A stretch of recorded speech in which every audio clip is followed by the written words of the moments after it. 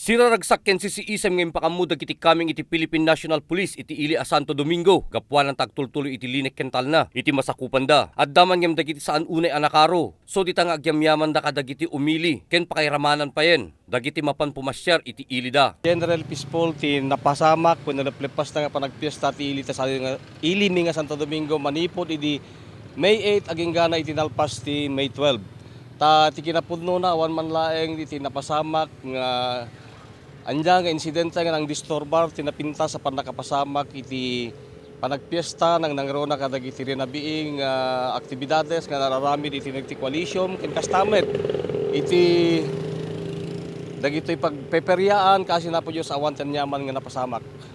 Nakunapin ni SPO por Rodolfo Rodillas, Human Rights Officer, ket agtultuloy lata iti programa da iti panag-checkpoint da. Kang runaan iti daytoy umadanin nga pinagpipili iti congressman, iti muna a distrito iti Ilocosur. Pinasinggitan na pay nga awan paylang, iti nakumpiskar da nga ilegal nga armas, kang runaan na iti paltog. Para iti Press Corps, Ryan Pardo.